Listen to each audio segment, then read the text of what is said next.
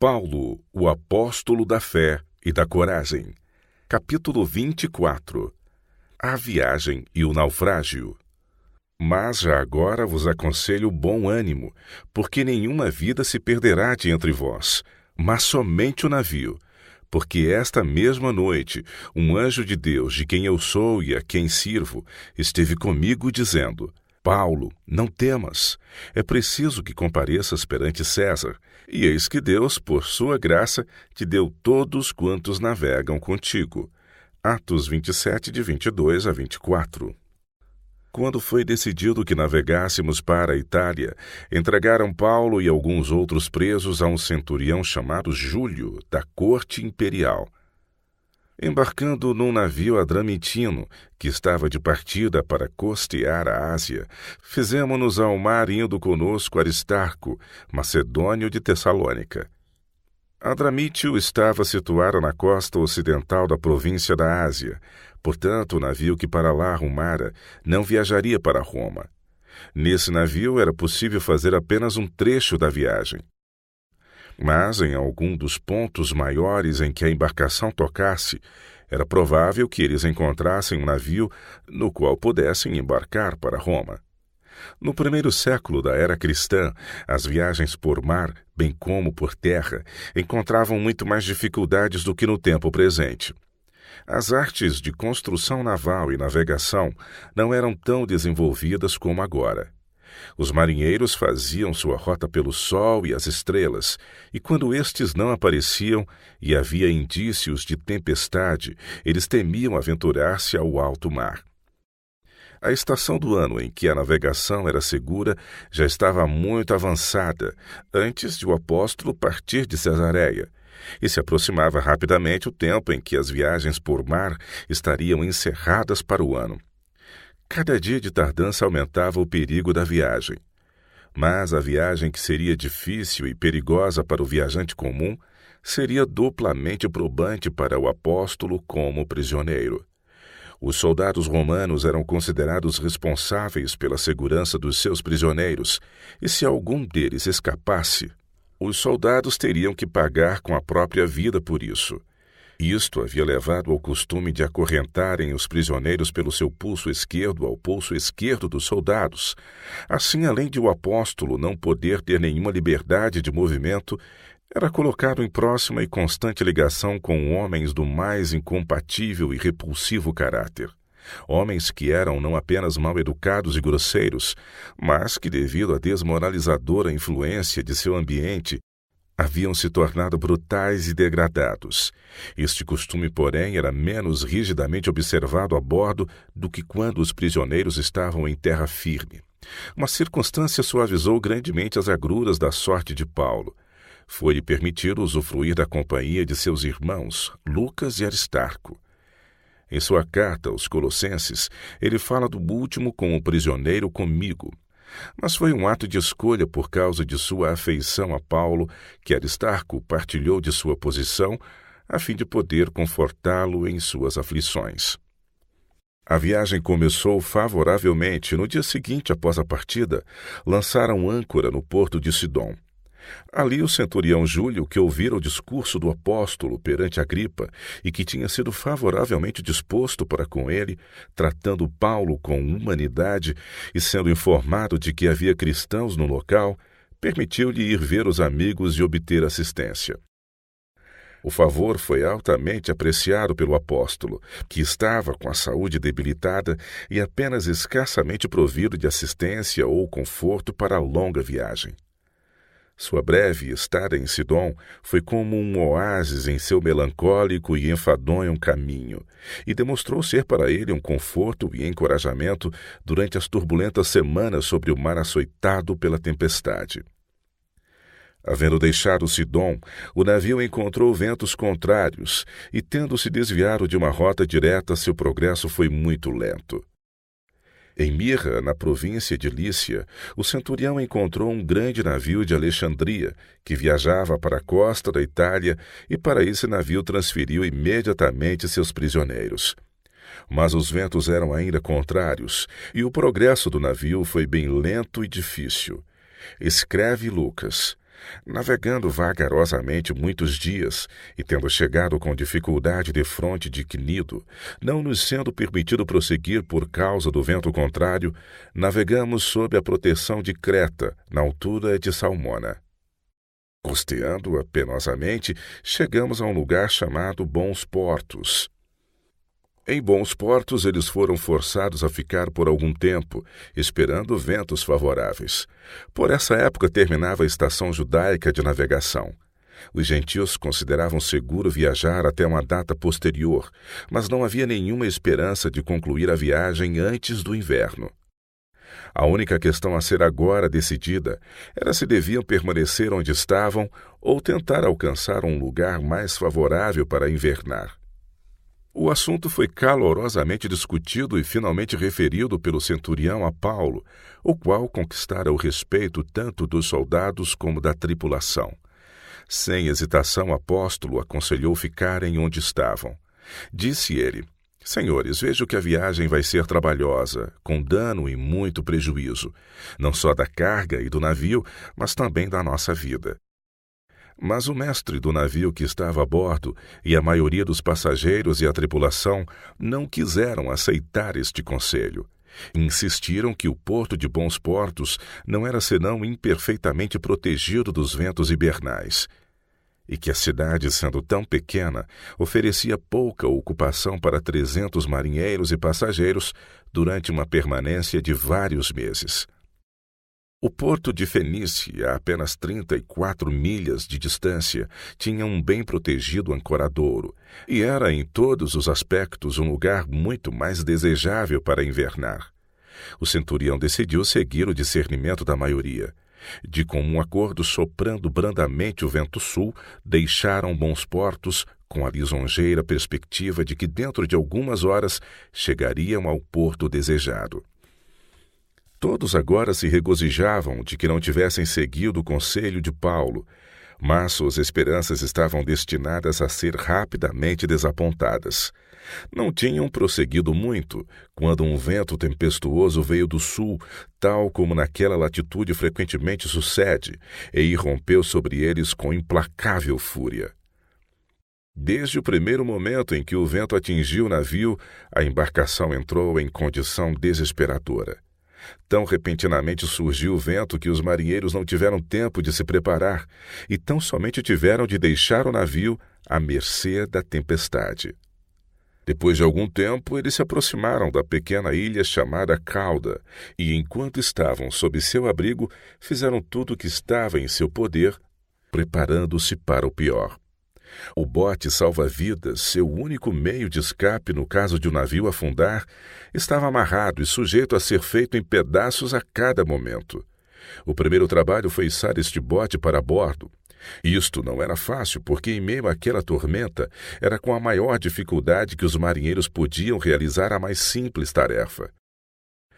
Todas as precauções possíveis foram tomadas para tentar tornar o navio firme e seguro, e então não havia mais nada a fazer senão derivar à mercê do vento e das ondas. Não havia nenhum lugar em que eles pudessem correr para abrigo. O vento os estava levando, e mesmo a exígua proteção oferecida pela pequena ilha não durou muito. Tal foi o desastroso fim daquele dia, que havia começado com suaves brisas e altas esperanças. Toda a noite a tempestade rugiu e o navio fazia água. No dia seguinte, todos a bordo, soldados, marinheiros, passageiros e prisioneiros, uniram-se em lançar ao mar tudo o que podia ser dispensado. Veio outra vez a noite, mas o vento não cessou. O navio, batido pela tempestade, com seu mastro despedaçado e velas rotas, era atirado de um lado para o outro pela fúria do vendaval. A cada momento parecia que o madeiramento dos costados iria se abrir. Enquanto a embarcação rodopiava e estremecia sob o choque da tempestade. A invasão da água mais aumentava e passageiros e tripulação trabalhavam constantemente nas bombas. Não havia um momento de descanso para ninguém a bordo. E ao terceiro dia, escreve Lucas, nós mesmos com as próprias mãos lançamos ao mar a armação do navio.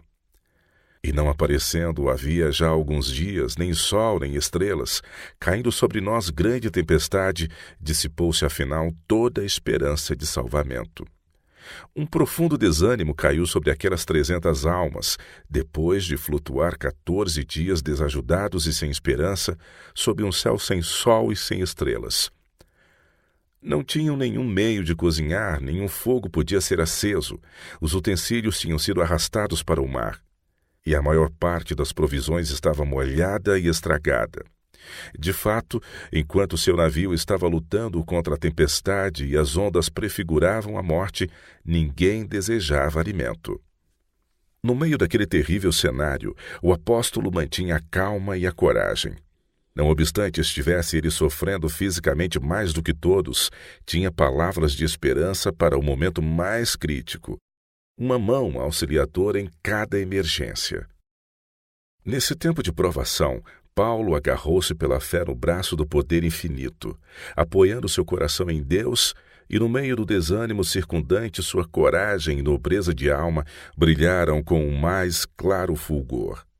Enquanto todos ao redor aguardavam apenas rápida destruição, esse homem de Deus, na serenidade de uma consciência irrepreensível, estava derramando suas ardentes súplicas em favor de todos. Paulo não temia por si mesmo, tinha certeza de que não seria tragado pelas águas em fúria. Deus lhe preservaria a vida para que pudesse testificar da verdade em Roma. Mas seu coração humano se comovia de piedade pelas pobres almas que lhe estavam ao redor. Pecadoras e degradadas como eram, não estavam preparadas para morrer, e ele suplicava ardentemente a Deus para que lhes poupasse a vida. Foi-lhe revelado que sua oração havia sido atendida. Quando houve calmaria na tempestade, de sorte que sua voz pudesse ser ouvida, ele pôs-se no convés e disse: Senhores, na verdade era preciso terem me atendido e não partir de Creta, para evitar este dano e perda. Mas já agora vos aconselho bom ânimo, porque nenhuma vida se perderá de entre vós, mas somente o navio. Porque nesta mesma noite um anjo de Deus, de quem eu sou e a quem sirvo, esteve comigo dizendo: Paulo, não temas, é preciso que compareças perante César.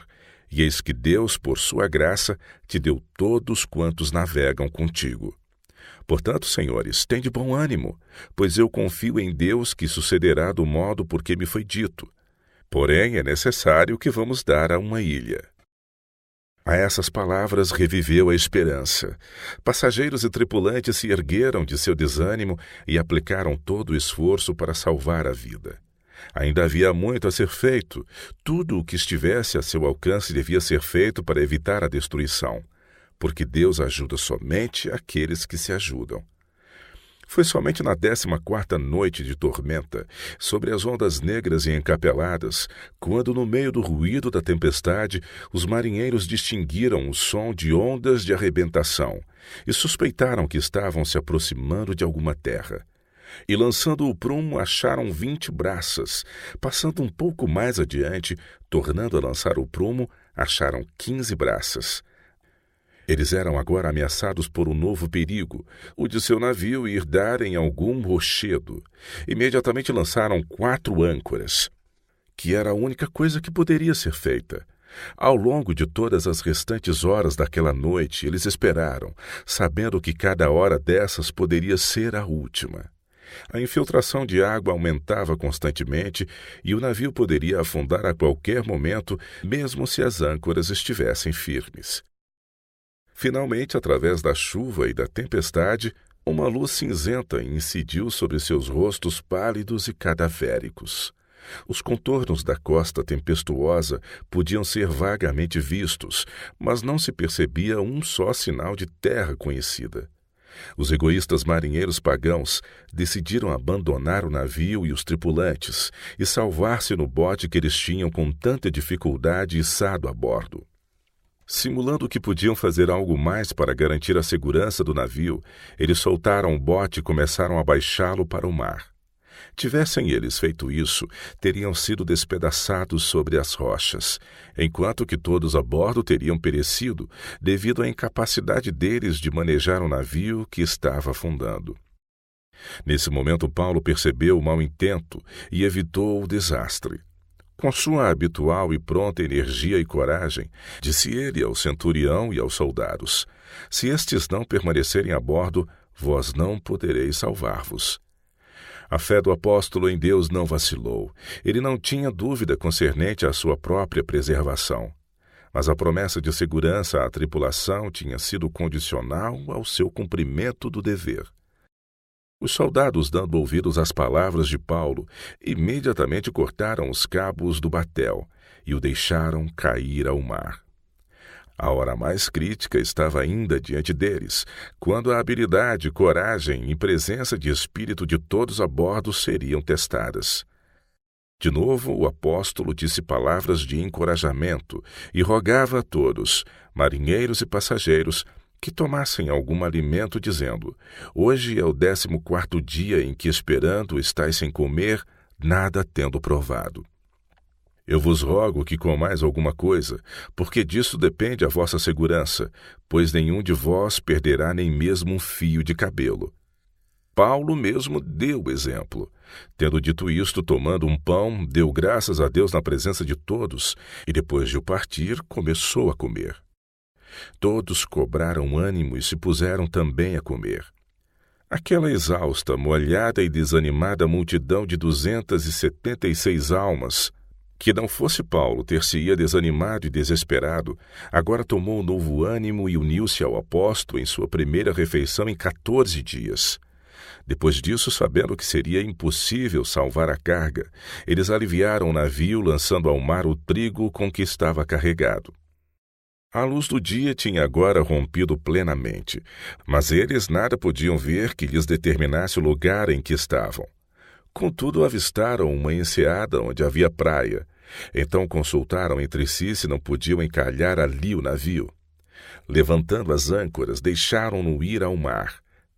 Largando também as amarras do leme e alçando a vela de proa ao vento, dirigiram-se para a praia. Dando, porém, no lugar onde duas correntes se encontravam, encalharam ali o navio. A proa encravou-se e ficou imóvel, mas a popa se abria pela violência do mar. Paulo e os outros prisioneiros estavam agora ameaçados por um perigo muito mais terrível do que o naufrágio. Os soldados viram que, nesta crise, ser-lhes-ia impossível vigiar os prisioneiros. Cada homem teria de fazer todo o possível para salvar-se. Entretanto, se algum dos prisioneiros faltasse, perderiam a vida os responsáveis por eles. Por isso, os soldados desejavam matar todos os prisioneiros. A lei romana sancionava essa cruel prática, e o plano teria sido imediatamente executado, não fosse aquele a quem todos, soldados e prisioneiros, deviam sua preservação. Júlio, o centurião, sabia que Paulo tinha sido um instrumento para salvar a vida de todos a bordo, e achava que seria a mais vil ingratidão permitir que ele fosse morto, e, além disso, convencido de que o Senhor estava com Paulo, temia fazer-lhe mal. Portanto, deu ordens para que se poupasse a vida dos prisioneiros e mandou que todos os que soubessem nadar se lançassem ao mar e se salvassem em terra. Os demais, agarrando-se em tábuas e em outros destroços do navio, foram levados à terra pelas ondas. Quando se verificou a lista, nenhum faltava. Quase 300 almas, marinheiros, soldados, passageiros e prisioneiros estavam naquela tempestuosa manhã de novembro sobre a praia da ilha de Malta. E havia alguns que se uniram a Paulo e seus irmãos em dar graças a Deus que lhes havia preservado a vida e trazido-os salvos à terra através dos perigos do grande abismo. Os náufragos foram bondosamente recebidos pelos bárbaros de Malta. Por causa da chuva, todo o grupo estava encharcado e tremendo, e os ilhéus acenderam uma imensa fogueira de gravetos e acolheram a todos em seu aprazível calor. Paulo estava entre os mais ativos em recolher combustível. Enquanto ele lançava ao fogo um feixe de gravetos, uma víbora que havia subitamente revivido de seu torpor por causa do calor, fugiu dos feixes de madeira e lhe acometeu a mão. Os circunstantes foram tomados de horror e, vendo por suas correntes que Paulo era um prisioneiro, diziam uns aos outros: certamente este homem é assassino, porque, salvo do mar, a justiça não deixa viver. Mas Paulo sacudiu o réptil no fogo e não sofreu nenhum mal. Conhecendo a venenosa natureza da serpente, todos o observaram de perto por algum tempo, esperando num momento vê-lo cair, contorcendo-se em terrível agonia. Mas como não se seguisse nenhum resultado desagradável, mudaram de parecer e, como o povo de Listra, diziam que ele era um deus. Por esse acontecimento, Paulo ganhou uma forte influência sobre os ilhéus e procurou empregá-la fielmente para levá-los a aceitar as verdades do Evangelho. Por 3 meses o pessoal do navio permaneceu em Malta. Durante este tempo, Paulo e seus companheiros de trabalho aproveitaram cada oportunidade para pregar as boas novas de salvação. O Senhor operou por meio deles de um modo notável, e por amor a Paulo todo o grupo foi tratado com grande bondade, todas as suas necessidades foram supridas, e ao partirem foram liberalmente providos de todo o necessário para a viagem. Os principais incidentes de sua permanência são assim descritos por Lucas. Perto daquele lugar havia um sítio pertencente ao homem principal da ilha, chamado Públio, o qual nos recebeu e hospedou benignamente por 3 dias. Aconteceu achar-se enfermo de disenteria, ardendo em febre o pai de Públio. Paulo foi visitá-lo e, orando, impôs-lhe as mãos e o curou. À vista deste acontecimento, os demais enfermos da ilha vieram e foram curados, os quais nos distinguiram com muitas honrarias e, tendo nós de prosseguir viagem, nos puseram a bordo tudo o que era necessário.